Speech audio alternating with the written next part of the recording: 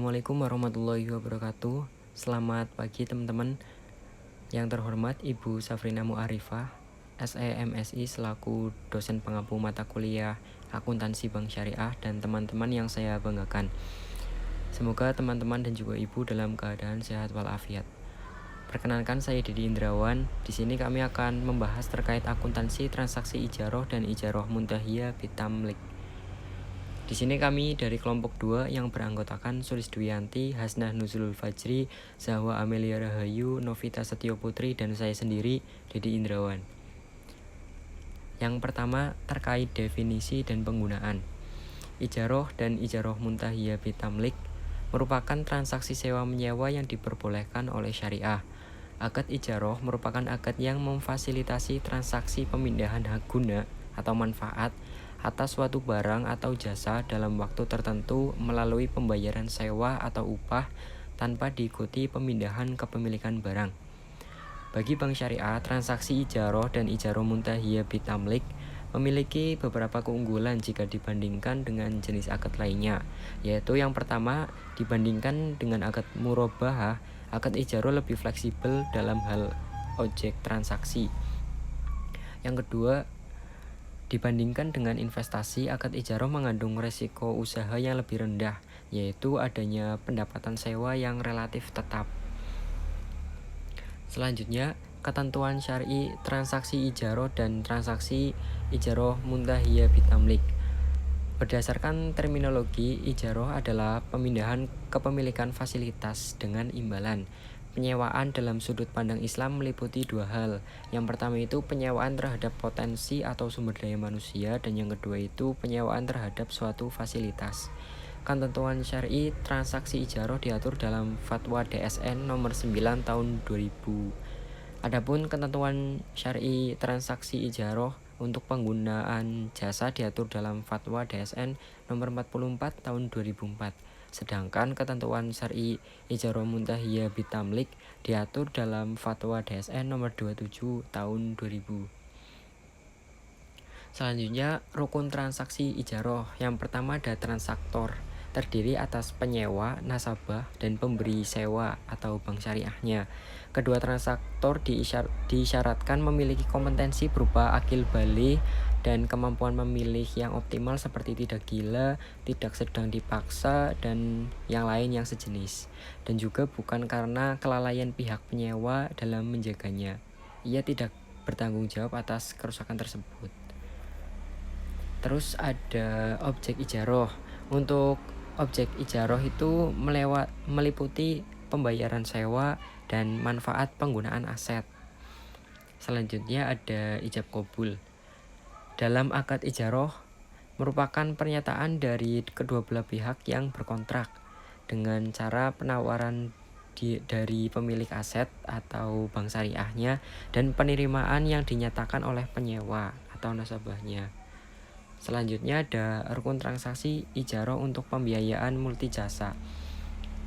Pembiayaan multijasa dengan skema ijaroh adalah pembiayaan yang diberikan oleh lembaga keuangan syariah kepada nasabah dalam memperoleh manfaat atas suatu jasa dengan menggunakan akad ijaroh. Pembiayaan multijasa hukumnya boleh dengan menggunakan akad ijaroh atau kafalah. Rukun transaksi ijaroh muntahiyah bitamlik berdasarkan Fatwa DSN nomor 27 tahun 2002 disebutkan bahwa pihak yang melakukan transaksi ijaroh muntahiyah bitamlik harus melaksanakan akad ijaroh terlebih dahulu. Dengan demikian, pada akad ijaroh muntahiyah bitamlik juga berlaku semua rukun dan syarat transaksi ijaroh. Adapun akad perjanjian di ijaroh muntahiyah bitamlik harus disepakati ketika akad ijaroh ditandatangani. Selanjutnya, pelaksanaan akad pemindahan kepemilikan, baik dengan jual beli atau pemberian, hanya dapat dilakukan setelah masa ijaroh itu selesai. Selanjutnya ada pengawasan syariah transaksi ijaroh dan ijaroh muntahiyah bitamlik. Yang pertama itu memastikan penyaluran dana berdasarkan prinsip ijaroh tidak dipergunakan untuk kegiatan yang bertentangan dengan prinsip syariah. Yang kedua itu memastikan bahwa akad Akad pengalihan kepemilikan dalam ijaroh muntahiyah bitamlik dilakukan setelah akad ijaroh selesai. Dan dalam akad ijaroh, janji atau wa'ad untuk pengalihan kepemilikan harus dilakukan pada saat berakhirnya akad ijaroh. Yang ketiga, meneliti pembiayaan berdasarkan prinsip ijaroh untuk multijasa menggunakan perjanjian sebagaimana diatur dalam fatwa yang berlaku tentang multijasa dan ketentuan lainnya, antara lain ketentuan standar akad. Yang keempat itu memastikan besar ujroh atau fee multijasa dengan menggunakan akad ijaroh yang telah disepakati di awal dan dinyatakan dalam bentuk nominal, bukan dalam bentuk persentase. Selanjutnya ada alur transaksi ijaroh. Ya, teman-teman bisa lihat di gambar.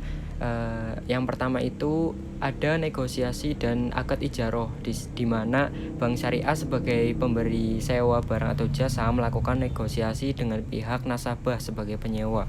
Lalu yang kedua itu Bank Syariah sebagai pemberi sewa barang atau jasa itu membeli barang atau jasa pada pemasok.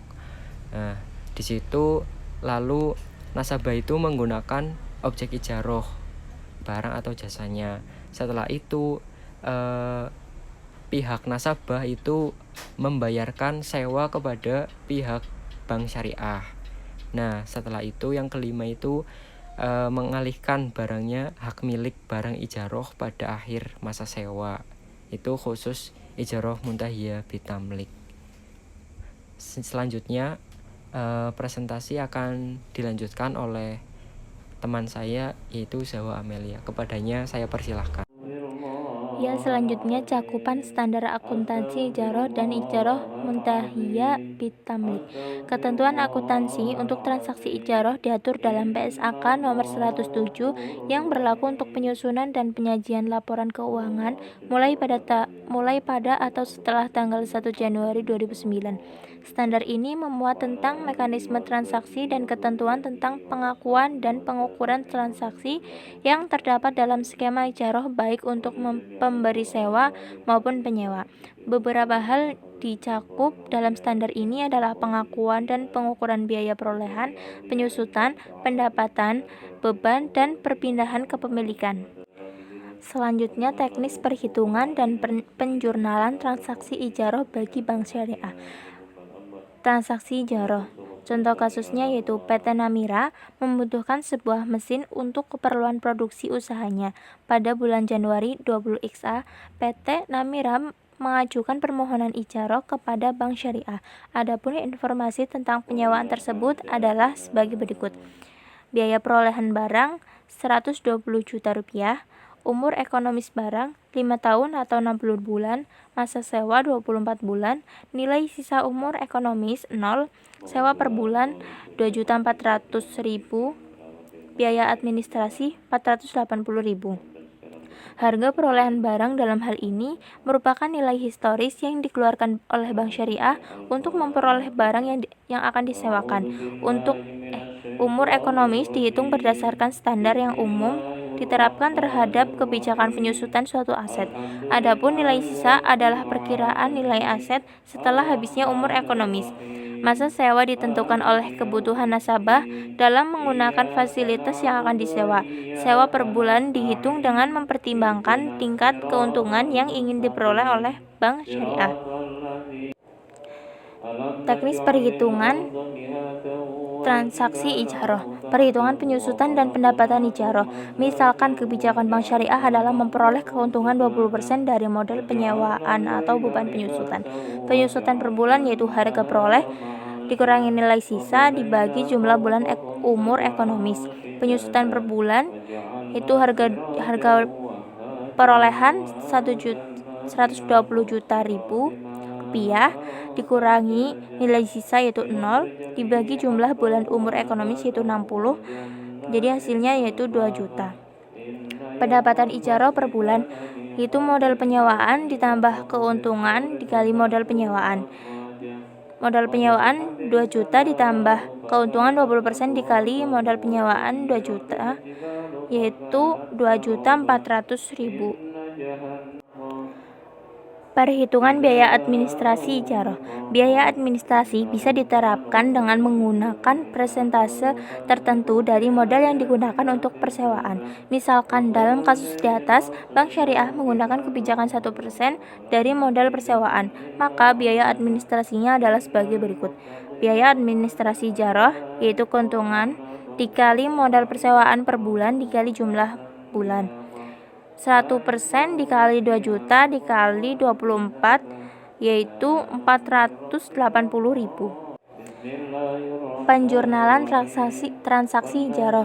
Transaksi pengadaan aset ijarah. Sebelum akad ijarah dilakukan, Bank Syariah terlebih dahulu melakukan pengadaan aset ijarah. Berdasarkan PSAK nomor 107 disebutkan bahwa objek ijarah diakui pada saat objek ijarah diperoleh sebesar biaya perolehan. Misalkan untuk keperluan transaksi ijarah PT Namira di atas, pada tanggal 5 Juni 20 XA, Bank Syariah membeli aset kepada perusahaan yang menyuplai barang yang diperlukan. Pembelian dilakukan via rekening pemasok tersebut. Jurnal terhadap transaksi tersebut adalah sebagai berikut. Pada tanggal 5 bulan Juni XA, persediaan ijarah bertambah di sebelah debit karena bank telah membeli aset sehingga persediaan ijarah bertambah sebesar 120 juta. Kas atau rekening pemasok itu kas berkurang pada bank berkurang di kredit sebesar 120 juta. Rekening pemasok bertambah sebesar 120 juta karena sudah dilakukan pembelian mesin sehingga kas pada bank berkurang. Transaksi pada saat akad disepakati. Pada saat akad disepakati, terdapat beberapa transaksi yang harus diakui oleh Bank Syariah. Transaksi tersebut adalah: 1. Konversi persediaan ijarah menjadi aset sebagai bentuk pengakuan atas adanya pengalihan hak guna kepada penyewa, dan 2. Yaitu penerimaan biaya administrasi. Misalkan, pada tanggal 10 Juni, PT Namira menandatangani akad ijarah atas sebuah mobil, maka jurnal yang diperlukan pada waktu itu adalah pada tanggal 10 Juni XA, aset yang diperoleh untuk ijarah bertambah di debit 120 juta, persediaan ijarah berkurang di sebelah kredit 120 juta, rekening nasabah PT Namira berkurang di sebelah debit, pendapatan administrasi bertambah 400.000 rupiah. Transaksi pengakuan penerimaan pendapatan ijarah. Berdasarkan PSAK 107, pendapatan ijarah selama masa akad diakui pada saat manfaat atas aset telah diserahkan kepada penyewa. Piutang pendapatan ijarah diukur sebesar nilai yang dapat direalisasikan pada akhir periode pelaporan. Misalkan rencana dan realisasi pembayaran sewa oleh PT Namira adalah sebagai berikut. Yang pertama, tanggal jatuh tempo 10 Juli XA, sewa per bulan yaitu 2.400.000, porsi pokok 2 juta, porsi ujroh 400, tanggal pembayaran yaitu 10 Juli XA, jumlah yang dibayar yaitu 2.400.000. Yang kedua, tanggal jatuh tempo 10 Agustus XA, sewa per bulan 2.400.000, porsi pokok 2 juta, porsi ujroh 400, tanggal pembayaran 10 Agustus, jumlah yang dibayar yaitu 2.400.000. Yang ketiga, tanggal jatuh tempo 10 September, sewa per bulan 2.400.000, porsi pokok 2 juta, porsi ujroh 400, tanggal pembayaran 10 September, jumlah dibayar 2.400.000. Yang keempat, tanggal jatuh tempo 10 Oktober, sewa per bulan 2.400.000, porsi pokoknya 2 juta, porsi ujrohnya 400, tanggal pembayaran 10 Oktober, jumlah yang dibayar yaitu 2.400.000. Tanggal jatuh tempo 10 November, sewa per bulan 2.400.000, porsi pokok 2 juta, porsi ujroh 400, tanggal pembayaran yaitu 5 Desember, jumlah yang dibayar 2.400.000. Tanggal jatuh tempo 10 Desember, sewa per bulan 2.400.000, porsi pokok 2 juta, porsi ujroh 400, tanggal pembayaran yaitu 10 Desember dan 3 Januari, jumlah yang dibayar 1.400.000 dan 1 juta. Pembayaran yang dilakukan oleh PT Namira di atas dapat diklasifikasikan dalam 3 bentuk. Yang pertama, pembayaran pada saat jatuh tempo seperti pada pembayaran bulan Juli sampai dengan bulan Oktober. Yang kedua, pembayaran setelah tanggal jatuh tempo seperti pada pembayaran untuk bulan November. Yang ketiga, pembayaran yang dilakukan sebagian pada saat jatuh tempo dan sisanya setelah tanggal jatuh tempo seperti pada pembayaran untuk bulan Desember. Perbedaan bisa dilihat pada November dan Desember. Laporan laba rugi tetap mengakui pendapatan sewa walaupun pada bulan 1 November PT Namira belum bisa membayar namun telat sehingga bisa membayar pada 5 Desember. Sedangkan laporan bagi hasil itu memasukkan pendapatan yang sudah berwujud kas, maka bisa dilihat pada bulan November tidak ada pendapatan karena bank belum menerima pendapatan sewa dari PT Namira, dan bulan Desember PT Namira baru bisa membayar 1.400.000, kemudian membayar hutang bulan kemarin 1 November 2.400.000. Pengakuan penyusutan aset yang diperoleh untuk ijaroh. Berdasarkan PSAK 107, objek ijaroh jika berupa aset yang dapat disusutkan atau diamortisasi sesuai dengan kebijakan penyusutan atau penyusutan untuk aset sejenis selama umur manfaatnya atau umur ekonomis. Dalam hal ini, penyusutan aset ijaroh dapat diakui setiap bulan ketika pendapatan diakui. Pengakuan penyusutan mengakibatkan meningkatnya rekening beban penyusutan dan rekening akumulasi penyusutan. Jurnal untuk pengakuan penyusutan aset yang diperoleh ijaroh untuk 6 bulan pertama adalah sebagai berikut. Pada tanggal 10 bulan 7, beban penyusutan bertambah di debit 2 juta. Akumulasi penyusutan bertambah 2 juta di kredit. Tanggal 10 bulan 8, beban penyusutan bertambah di debit 2 juta, akumulasi penyusutan bertambah 2 juta di kredit. Tanggal 10 bulan 9, beban penyusutan bertambah di debit 2 juta, akumulasi penyusutan bertambah 2 juta di kredit. Tanggal 10 bulan 10, beban penyusutan bertambah di debit 2 juta, akumulasi penyusutan bertambah 2 juta di kredit. Tanggal 10 bulan 11, beban penyusutan bertambah di debit 2 juta, akumulasi penyusutan bertambah 2 juta di kredit. Tanggal 10 bulan 12, yaitu beban penyusutan bertambah di debit 2 juta, akumulasi penyusutan bertambah 2 juta di kredit. Penyusutan aset ijaroh dapat diakui setiap bulan ketika pendapatan diakui. Pengakuan penyusutan mengakibatkan meningkatnya rekening beban penyusutan dan rekening akumulasi penyusutan.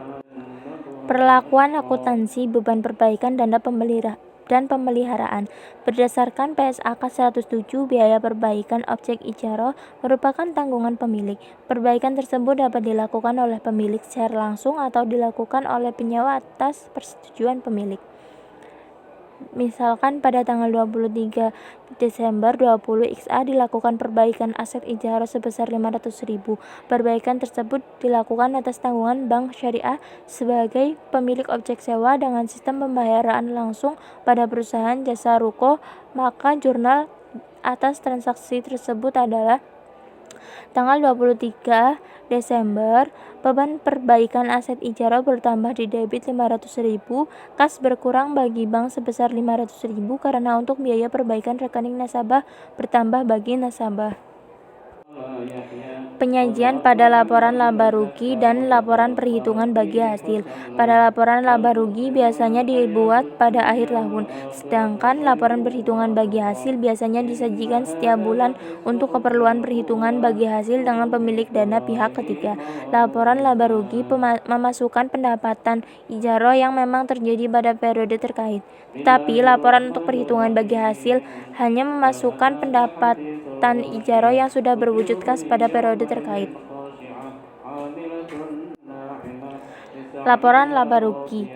Pendapatan ijarah saldo kas plus akrual bulan Juli 2.400.000, bulan Agustus 2.400.000, bulan September 2.400.000, Oktober 2.400.000, November 2.400.000, Desember 2.400.000, totalnya yaitu 14.400.000. Beban penyusutan bulan Juli 2 juta, bulan Agustus 2 juta, bulan September 2 juta, bulan Oktober 2 juta, bulan November 2 juta, Desember 2 juta, totalnya itu 12 juta. Beban perbaikan yaitu bulan Desember 500.000, totalnya 500.000. Pendapatan ijarah neto yaitu pendapatan ijarah neto bulan Juli yaitu 2.400.000 dikurangi 2.400.000, bulan Agustus 400.000, September 400.000, Oktober 400.000, November 400.000, Desember itu 100.000, totalnya 1.900.000. Yang kedua, laporan perhitungan bagi hasil. Pendapatan ijarah kas Juli yaitu 2.400.000, Agustus 2.400.000, September 2.400.000, Oktober 2.400.000, November kosong, Desember 3.800.000, totalnya itu 13.400.000. Beban penyusutan bulan Juli 2 juta, Agustus 2 juta, September 2 juta, Oktober 2 juta, November 2 juta, Desember 2 juta, lalu totalnya 12 juta. Beban perbaikan bulan Desember 500.000, totalnya 500.000. Pendapatan ijarah neto bulan Juli 400.000, bulan Agustus 400.000, September 400.000, Oktober 400.000, November 2 juta, Desember 1.300.000, totalnya itu 900.000. Laporan laba rugi memasukkan pendapatan ijarah yang memang terjadi pada periode terkait, tetapi laporan untuk perhitungan bagi hasil hanya memasukkan pendapatan ijarah yang sudah berwujud kas pada periode terkait. Selanjutnya yaitu variasi transaksi ijarah. Dalam praktek, perbankan sering menerapkan transaksi sewa atas sewa, yaitu menyewakan barang sewaan. Dalam hal ini, objek ijarah yang disewakan tidak mesti menjadi milik bank. Contoh kasus transaksi ijarah dengan skema sewa atas sewa. Bisa dibaca ya teman-teman.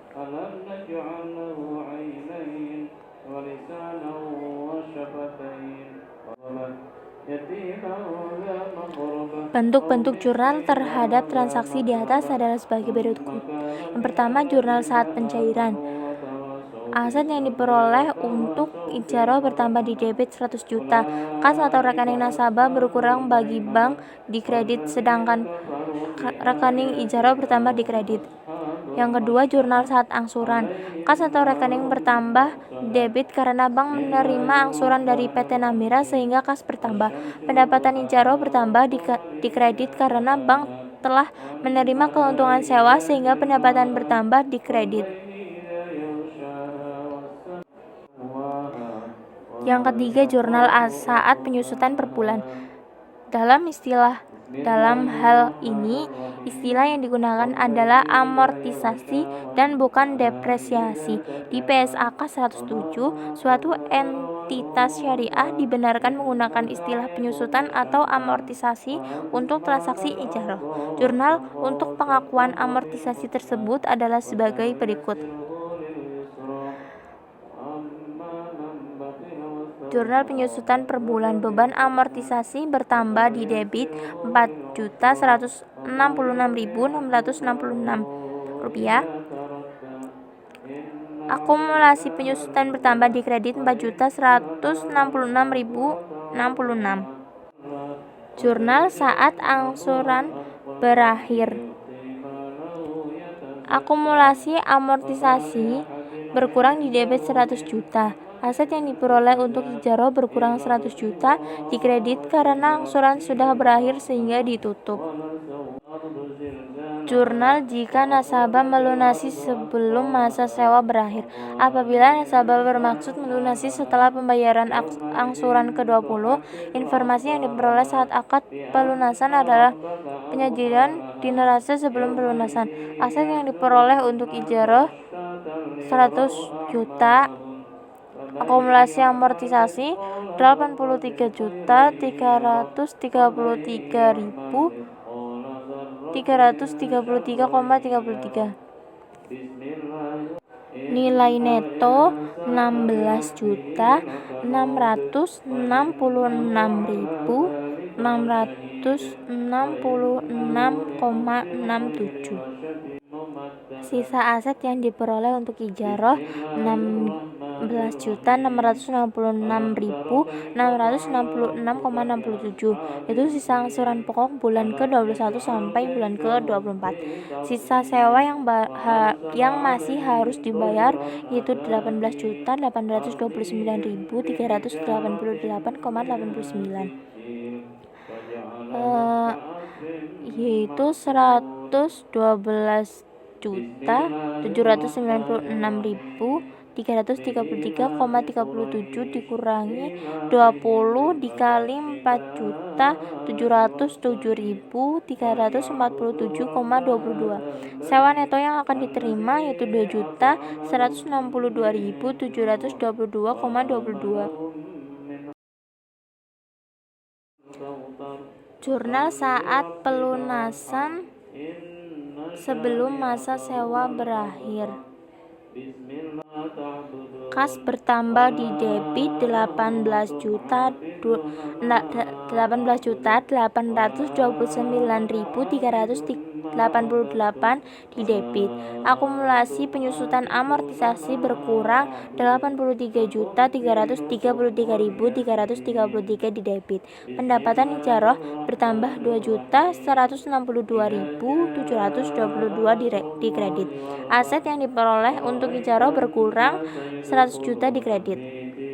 Dalam jurnal pelunasan di atas, rekening nasabah didebit sebesar jumlah sisa sewa yang harus dibayarkan nasabah. Akumulasi penyusutan didebit sebesar nilai akumulasi penyusutan yang tercantum dalam neraca. Keuntungan ijarah dibagi hasilkan di kredit sebesar selisih sisa aset ijarah dengan sisa sewa yang masih harus dibayar. Adapun aset ijarah di kredit sebesar biaya perolehan aset sehingga aset ijarah terhapus dari neraca. Ya, berikutnya teknis perhitungan dan penjurnalan transaksi IMBT bagi bank syariah. Dengan mengacu pada transaksi kasus 12.1 PT Namira yang telah dibahas pada bagian terdahulu, misalkan akad yang disepakati adalah IMBT dengan informasi tentang penyewaan sebagai berikut. Biaya perolehan barang sebesar 120 juta, umur barang 5 tahun atau 60 bulan, masa sewa atau umur ekonomis 24 bulan, waktu pembelian barang setelah bulan kedua. Teknis perhitungan transaksi IMBT pada dasarnya sama dengan transaksi ijarah. Perbedaan teknis perhitungan terletak pada penentuan penyusutan aset ijarah. Perhitungan penyusutan aset IMBT. Berdasarkan PSAK 107, disebutkan bahwa kebijakan penyusutan atau amortisasi yang dipilih harus mencerminkan pola konsumsi yang diharapkan dari manfaat ekonomi di masa depan dari objek ijarah. Umur ekonomis dapat berbeda dengan umur teknis. Berdasarkan kasus di atas, maka beban penyusutan per bulan barang IMBT adalah penyusutan IMBT per bulan sama dengan biaya perolehan dibagi jumlah bulan masa sewa sama dengan 120 juta dibagi 24 sama dengan 5 juta. Penentuan pendapatan IMBT. Selanjutnya, dengan kebijakan keuntungan sewa 20% dari modal barang yang disewakan, pendapatan IMBT per bulan adalah sebagai berikut. Pendapatan IMBT per bulan sama dengan modal penyewaan ditambah N% dikali modal penyewaan sama dengan 5 juta ditambah dalam kurung 20% dikali 5 juta sama dengan 5 juta ditambah 1 juta sama dengan 6 juta. Total pendapatan IMBT selama masa sewa sama dengan 24 dikali 6 juta sama dengan 144 juta. Adapun untuk VMBT, mengingat penyewa memiliki hak pilih untuk memiliki barang yang disewakan, modal barang persewaan dapat diperlakukan sama dengan harga perolehan barang. Penjurnalan transaksi IMBT. Pelepasan sebagai hadiah. Berdasarkan PSAK 107, perpindahan kepemilikan objek ijaroh dari pemilik kepada penyewa dalam ijaroh muntahiyah bitamlik dengan cara A. Hibah, B. Penjualan sebelum berakhirnya masa sebesar sisa cicilan sewa atau jumlah yang disepakati, C. Penjualan setelah selesai masa akad. Pada perpindahan hak milik sewa dalam IMBT melalui hibah, maka jumlah tercatat objek ijaroh diakui sebagai beban dalam kasus transaksi IMBT. PT Namira di atas sekiranya pada akhir masa sewa atau setelah bulan ke-24 dilakukan pelepasan aset ijaroh oleh Bank Syariah dengan menghadiahkan aset tersebut kepada PT Namira. Untuk jurnal atas transaksi pelepasan dengan menghadiahkan tersebut yaitu sebagai berikut.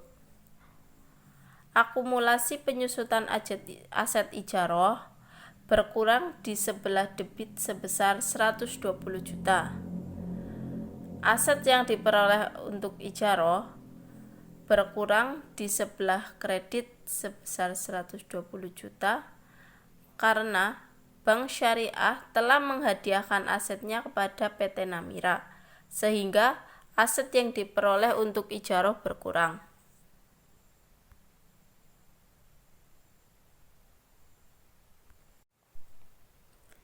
Pelepasan melalui penjualan objek sewa sebelum berakhirnya masa sewa. 1. Jika harga jual di atas nilai buku aset ijaroh. Misalkan, setelah penerimaan pendapatan ijaroh bulan ke-20, Bank Syariah menjual mesin yang menjadi aset ijaroh tersebut sebesar sisa cicilan sewa kepada nasabah penyewa, yaitu 24 juta atau 4 dikali 6 juta. Adapun nilai buku aset di neraca pada bulan ke-20 adalah aset yang diperoleh untuk ijaroh sebesar 120 juta dikurangi akumulasi penyusutan sebesar 100 juta sama dengan nilai neto 20 juta. Maka jurnal untuk transaksi tersebut adalah kas bertambah di sebelah debit sebesar 24 juta karena aset bank yang berupa mesin telah dijual sehingga kas bank bertambah. Akumulasi penyusutan aset ijaroh berkurang di debit sebesar 100 juta. Aset yang diperoleh untuk ijaroh berkurang di kredit sebesar 120 juta karena sudah dijual sehingga aset milik bank berkurang. Keuntungan penjualan aset ijaroh bertambah di kredit sebesar 4 juta karena nilai bersih atau buku 20 juta tetapi dijual seharga 24 juta maka menjadi untung. Jika harga jual di bawah nilai buku aset ijaroh, misalkan setelah penerimaan pendapatan ijaroh bulan ke-20, Bank Syariah menjual mesin yang menjadi aset ijaroh tersebut sebesar 15 juta. Adapun nilai buku aset di neraca pada bulan ke-20 adalah aset yang diperoleh untuk ijaroh sebesar 120 juta dikurangi akumulasi penyusutan sebesar 100 juta, nilai neto sebesar 20 juta. Maka untuk jurnal transaksinya yaitu kas di sebelah debit bertambah sebesar 15 juta karena penjualan mesin sehingga kas bank bertambah di debit. Akumulasi penyusutan aset ijaroh berkurang di debit sebesar 100 juta. Kerugian penjualan aset ijaroh bertambah di debit sebesar 5 juta karena nilai buku yang awalnya 20 juta tetapi dijual 15 juta, maka menjadi rugi. Aset ijaroh berkurang di kredit sebesar 120 juta karena bank telah menjual asetnya berupa mesin sehingga aset bank berkurang. Penyajian transaksi ijaroh atas aset berwujud. Berdasarkan PAPSI 2013, terdapat beberapa ketentuan penyajian di laporan keuangan terhadap akun yang berkaitan dengan transaksi ijaroh dengan aset berwujud. A. Objek sewa yang diperoleh bank disajikan sebagai aset ijaroh. B. Akumulasi penyusutan atau amortisasi dan cadangan kerugian penurunan nilai dari aset ijaroh disajikan sebagai pos lawan aset ijaroh. C. Porsi pokok atas pendapatan sewa yang belum dibayar disajikan sebagai piutang sewa. D. Porsi ijaroh atas pendapatan sewa yang belum dibayar disajikan sebagai pendapatan sewa yang akan diterima yang merupakan bagian dari aset lainnya pada saat nasabah tergolong performing. Sedangkan apabila nasabah tergolong non-performing, maka pendapatan sewa yang akan diterima disajikan pada rekening administratif. E. Cadangan kerugian penurunan nilai atas piutang sewa disajikan sebagai pos lawan piutang ijaroh. F. Beban penyusutan atau amortisasi aset ijaroh disajikan sebagai pengurangan pendapatan ijaroh pada laporan laba rugi. Ya, sekian dari saya. Selanjutnya akan dilanjutkan oleh teman saya. Baik, saya Sulistiyanti NIM 1917202055 akan menjelaskan tentang pengungkapan transaksi ijaroh atas aset berwujud. Berdasarkan PAPSI 2013, hal-hal yang harus diungkapkan terkait transaksi ijaroh dengan menggunakan aset berwujud antara lain. Yang pertama adalah sumber dana yang digunakan dalam pembiayaan ijaroh. Yang kedua, jumlah piutang cicilan ijaroh yang akan jatuh tempo hingga 2 tahun terakhir. Yang ketiga, jumlah objek sewa berdasarkan jenis transaksi, ijaroh dan ijaroh muntahiyah bitamlik, jenis aset dan akumulasi penyusutannya, serta cadangan kerugian penurunan nilai jika ada, apabila bank sebagai pemilik objek sewa. Yang keempat, komitmen yang berhubungan dengan perjanjian ijaroh muntahiyah bitamlik yang berlaku efektif pada periode laporan keuangan berikutnya. Yang kelima, kebijakan akuntansi yang digunakan atas transaksi ijaroh dan ijaroh muntahiyah bitamlik. Yang keenam, transaksi dan saldo dengan pihak-pihak yang berelasi.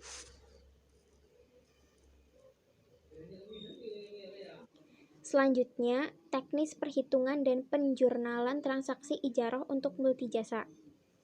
Pada perhitungan dan penjurnalan transaksi ijaroh untuk jasa pada dasarnya sama dengan perhitungan dan penjurnalan transaksi ijaroh untuk barang. Perbedaannya adalah pada ijaroh untuk jasa tidak terdapat kegiatan pemeliharaan dan perbaikan aset ijaroh. Berikut adalah salah satu contoh kasus transaksi ijaroh untuk multijasa. Ibu Uli melakukan transaksi ijaroh dengan BPRS Anugerah Sejahtera untuk keperluan biaya sekolah anaknya selama 1 semester di UGM. Adapun informasi tentang transaksi untuk penyediaan jasa tersebut adalah sebagai berikut. Harga perolehan jasa sebesar 9 juta dibayar ke UGM tanggal 1 Februari. Masa sewa 6 bulan mulai 1 Februari hingga 1 Agustus. Sewa per bulannya 1.700.000 setiap tanggal 1 mulai bulan Maret. Penyusutan per bulannya 1.500.000 setiap tanggal 1 mulai bulan Maret. Biaya administrasinya 0,5% sebesar Rp45.000. Diterima tanggal 1 Februari 20XA. Jurnal untuk transaksi di atas meliputi jurnal pengadaan aset ijaroh, jurnal pada saat akad, jurnal penyusutan aset ijaroh, dan jurnal penerimaan pendapatan ijaroh. Selanjutnya adalah pengadaan aset ijaroh. Jurnalnya adalah tanggal 1 Februari debit aset yang diperoleh untuk ijaroh bertambah di sebelah debit sebesar 9 juta. Kenapa bertambah? Karena sebagai bentuk pengakuan atas adanya pengalihan hak kepada penyewa, sehingga aset yang diperoleh untuk ijaroh itu bertambah. Aset bertambah itu di debit. Kemudian untuk kreditnya itu rekening UGM. Nah, rekening UGM itu bertambah di sebelah kredit sebesar 9 juta. Karena kan bank sudah membayarkan ke UGM, sehingga rekening UGM itu bertambah. Kemudian untuk aset yang diperoleh untuk ijaroh itu bertambah di sebelah debit itu sebagai pengadaan aset ijaroh, adanya aset yang diperoleh untuk ijaroh, makanya aset yang diperoleh untuk ijaroh itu bertambah. Nah, aset yang diperoleh untuk ijaroh bertambah di sebelah debit. Selanjutnya adalah saat akad disepakati. Jurnalnya adalah pada tanggal 1 Februari, debit rekening nasabah kas itu berkurang di sebelah debit sebesar Rp45.000. Nah, bagi rekening nasabah itu dia berkurang karena kan dia sudah membayarkan biaya administrasinya 0,5%, sehingga untuk rekening nasabah itu berkurang di sebelah debit. Kemudian untuk kasnya itu bertambah bagi pihak bank karena kan bank sudah menerima pembiayaan administrasinya, sehingga kas pada bank bertambah. Kemudian kredit pendapatan administrasi itu bertambah di sebelah kredit sebesar Rp45.000 karena kan bank sudah menerima menerima biaya administrasinya dari Ibu Uli, sehingga bank mendapatkan pendapatan administrasi. Pendapatan bertambah di sebelah kredit. Kemudian tambahan untuk rekening nasabah atau kas itu dilakukan baik secara kas secara tunai dan rekening nasabah secara non tunai. Saat pengakuan penyusutan aset ijaroh dan pembayaran sewa ijaroh. Berikut adalah tabel penyusutan aset ijaroh dan pembayaran sewa. Di situ tertera beban amortisasi itu sebesar 1.500.000, pembayaran sewanya itu 1.700.000 dan keterangan tanggal penyusutan dan pembayaran itu mulai dari 1 Maret hingga 1 Agustus. Nah, kita langsung saja ke jurnalnya. Untuk yang tanggal 1 Maret itu debit beban amortisasi aset ijaroh bertambah di sebelah debit 1.500.000 dan kreditnya akumulasi amortisasi aset ijaroh bertambah sebesar Rp1.500.000. Nah, keterangannya itu untuk pengakuan amortisasi aset ijaroh. Kemudian untuk tanggal 1 Maret itu debit kas rekening nasabah sebesar Rp1.700.000 karena kasnya ini bertambah di sebelah debit karena kan pihak bank sudah menerima pembayaran sewa dari Ibu Uli, sehingga untuk kas itu bertambah di sebelah debit. Kemudian untuk rekening nasabah ini berkurang di sebelah debit karena kan Ibu Uli sudah membayarkan pembayaran sewanya, sehingga rekening nasabah ini berkurang. Nah, rekening nasabah berkurang juga di sebelah debit. Ini untuk kas dan rekening nasabah itu dilakukan baik non tunai maupun tunai. Kemudian untuk kredit pendapatan sewa itu bertambah di sebelah kredit karena pihak bank sudah menerima pendapatan sewa dari Ibu Uli, sehingga dia diakui sebagai pendapatan sewa. Pendapatan sewa itu bertambah di sebelah kredit. Kemudian untuk jurnal untuk tanggal selanjutnya 1 April, 1 Mei, 1 Juni, 1 Juli, 1 Agustus itu sama. Namun setelah tanggal 1 Agustus itu maka langsung ditutup.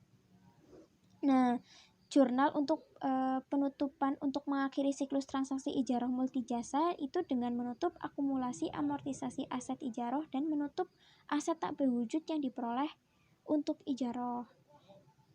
Nah, jurnalnya itu debit akumulasi amortisasi aset ijarah itu berkurang di sebelah debit, karena kan setelah 1 Maret hingga Agustus itu kan untuk akumulasi amortisasi aset ijarah itu kan berada di sebelah kredit. Nah, untuk menutup itu akumulasi amortisasi aset ijarah itu harus berada di sebelah debit, karena untuk mengurangi akumulasi amortisasi aset ijarah untuk menutup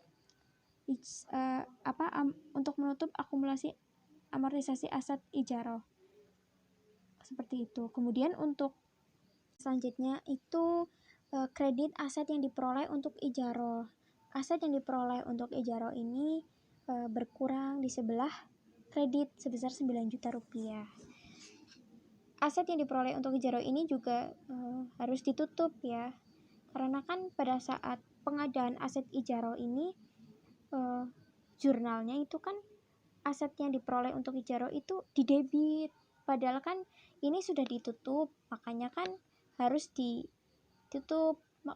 dikreditkan, karena pada saat pengadaan itu didebit. Nah, pada saat penutupan untuk pada saat mengakhiri siklus transaksi ijarah ini maka harus dikreditkan. Nah, aset yang diperoleh untuk ijarah ini harus dikreditkan karena untuk mengurangi juga aset yang tidak berwujud yang diperoleh untuk ijarah sebesar 9 juta rupiah.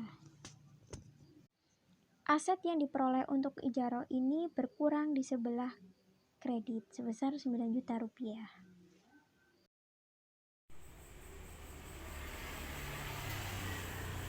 Selanjutnya, materi tentang penyajian transaksi ijarah atas jasa. Berdasarkan PAPSI 2013, terdapat beberapa ketentuan penyajian di laporan keuangan terhadap akun yang berkaitan dengan transaksi ijarah dengan jasa, yaitu yang pertama, perolehan atas jasa disajikan sebagai bagian aset ijarah dan disajikan terpisah dari aset ijarah lain. Yang kedua, amortisasi atas perolehan aset ijarah disajikan sebagai pos lawan dari aset ijarah. Yang ketiga, porsi pokok atas pendapatan sewa multijasa yang belum dibayar disajikan sebagai piutang sewa. Yang keempat, porsi ujroh atas pendapatan sewa multijasa yang belum dibayar disajikan sebagai pendapatan sewa multijasa yang akan diterima yang merupakan bagian dari aset lainnya pada saat nasabah tergolong performing. Sedangkan apabila nasabah tergolong non-performing, maka pendapatan sewa multijasa yang akan diterima disajikan pada rekening administratif.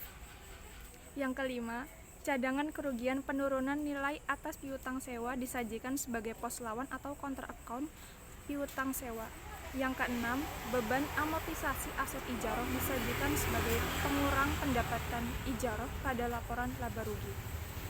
Yang terakhir, materi tentang pengungkapan transaksi ijarah atas jasa. Berdasarkan PAPSI 2013, hal-hal yang harus diungkapkan terkait transaksi ijarah dengan jasa antara lain: yang pertama, sumber dana yang digunakan dalam pembiayaan ijarah. Yang kedua, rincian perolehan atas jasa berdasarkan jenis. Yang ketiga, jumlah piutang cicilan ijarah yang akan jatuh tempo hingga 2 tahun terakhir. Dan yang terakhir, transaksi dan saldo dengan pihak-pihak yang berelasi. Baik, sekian pemaparan materi dari kelompok 2. Kurang lebihnya mohon maaf. Wassalamualaikum warahmatullahi wabarakatuh.